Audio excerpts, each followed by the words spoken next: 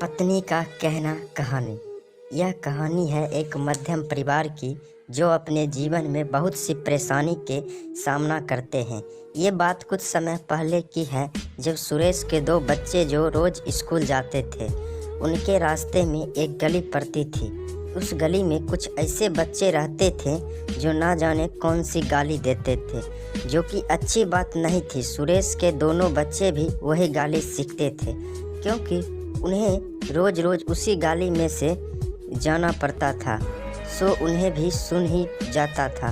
इस बात की चिंता सुरेश की पत्नी को हमेशा रहती थी। क्या किया जाए, बच्चे के लिए ये सब अच्छा नहीं है। जब भी सुरेश घर आता तो उसकी पत्नी ने सुरेश से कहा, सुनिए जी, उनकी उम्र ही कितनी है? हाँ बोलो, क्या बात है? हमारे बच्चे कुछ ठीक नहीं चल रहे हैं। सुरेश ने कहा कि क्या बात है जो तुम ऐसे कह रही हो? कुछ नहीं जी, वे बच्चे ठीक नहीं चल रहे हैं। अगर ऐसा ही चलता रहा तो ना जाने आगे चलकर क्या बनेंगे। कुछ पता है तुमको? तुम क्या कह रही हो? ऐसा कुछ नहीं है। अब उनकी उम्र ही कितनी है? ऐसी उम्र में तो बच्चे नटखट होते ही हैं। जब उनकी उम्र हो जाएगी तो अपने आप ठीक हो जाएंगे और उन्हें समझ भी आ जाएगी।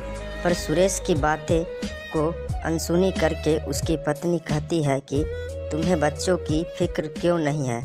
अगर हम आज ध्यान देंगे तो उनका भविष्य भी ठीक होगा, और अगर आज ध्यान नहीं दिया गया तो आगे चल के परेशानी हो सकती है। और तुम मेरी बात को ध्यान से नहीं सुनते और मुझे हमेशा बच्चों की चिंता बनी रहती है, कहीं ये बिगड़ ना जाए। पर आपका तो ध्यान ही नहीं है बच्चों पर। सुरेश, हुआ क्या है ये बताओ जो इतना जोर दिया जा रहा है? क्या आपको पता है कि जब दोनों बच्चे घर आते हैं तो बड़ी सी शरारत करते हैं और छुट्टी होने पर आने में बहुत देर करते हैं। कभी आते आते गलियों में खेलने लग जाते हैं और रिक्शे वाले के पीछे दौड़ते हैं और दुकानदार से कुछ भी सामान उधार ले आते हैं, और ये दुकानदार भी उन्हें कुछ भी दे देता है क्योंकि उसे तो अपनी दुकान चलानी है, सो वो उन्हें सामान देता है। और गली में एक बुढ़िया जो बेकार से फल बेचती है वो भी उन्हें बेच देती है। अब शरारतें बढ़ती ही जा रही है। दोनों बच्चों पर ध्यान देना चाहिए, बहुत ही ज़रूरी है, इसलिए कह रही हूँ कि उन पर ध्यान दो। सुरेश ने जब सुना और कहा कि देखते हैं, और कहा कर सो गया। सुरेश एक दफ्तर में काम करता है और रोज़ सुबह जाकर शाम को ही घर वापस आता है, और साथ ही सुरेश ट्यूशन भी पढ़ाता है और दोनों का गुजारा चल ही जाता है। एक रात को सुरेश को आते आते देर हो गई। पत्नी भी इंतज़ार कर रही थी। सुरेश ने दरवाज़ा पर दस्तक दी। पत्नी से ने दरवाज़ा खोला। आज इतनी देर कैसे हो गई? सुरेश का मूड आज खराब था। सुरेश जिन बच्चों को ट्यूशन पढ़ाता था उनमें से आज दो बच्चे ने ट्यूशन छोड़ दिया था, और तंगी तो थी ही, ऊपर से दो बच्चों ने भी ट्यूशन छोड़ दिया। सुरेश ने कहा कि इस ट्यूशन से बढ़िया आमदनी आती थी, अब वो भी नहीं रही, ऊपर से काम भी नहीं चल रही है, जो कि बेफिक्र होकर रहा जाए। क्या कर कुछ समय में नहीं आता।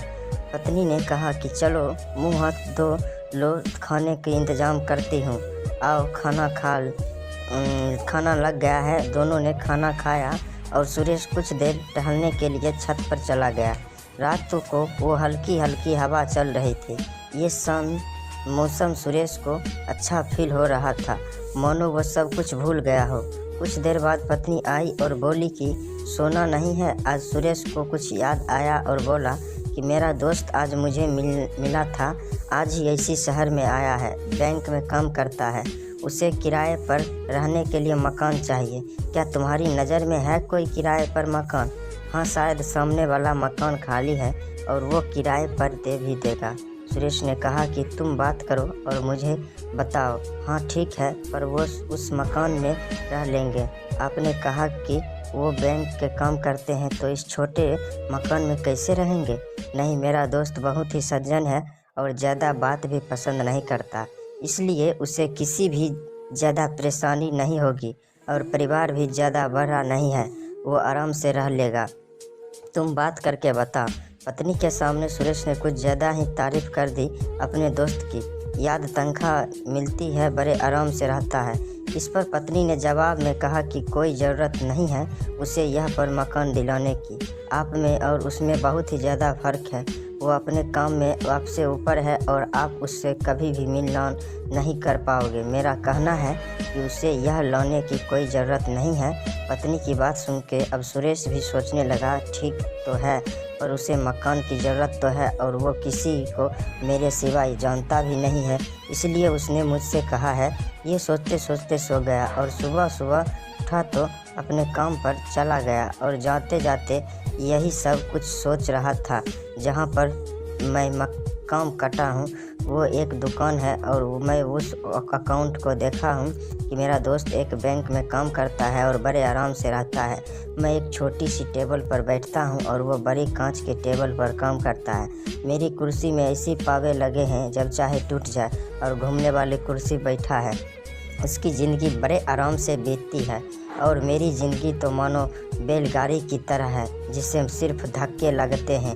मेरे परिवार को पूरा कहना भी नसीब कहाँ होता और उसका परिवार घूमने के लिए हमेशा कहीं ना कहीं जाती रहती है।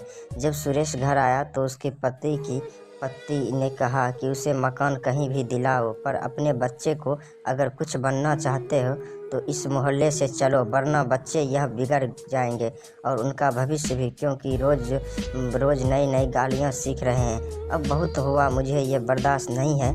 यह कहकर माहौल बिल्कुल भी ठीक नहीं, यहाँ से चलो। इस पर सुरेश ने कहा कि देखते हैं और खाना खाकर सो गए। जब सुबह हुई तो पत्नी ने पूछा, रात भर आपने क्या सोचा? इस पर सुरेश ने कहा कि ठीक है, आज मैं जल्दी घर आ जाऊंगा, फिर कहीं और किराए पर मकान ले लेंगे। इस पर पत्नी खुश हो गई और वे लोग दूसरे मकान किराए पर ले लिए। तो दोस्तों, ये कहानी कैसी लगी कमेंट करके ज़रूर बताइए। अगर अच्छी लगी होगी तो चैनल को सब्सक्राइब करना ना भूलिए और वीडियो को लाइक शेयर ज़रूर कीजिए। फिर मिलते हैं अगले वीडियो में।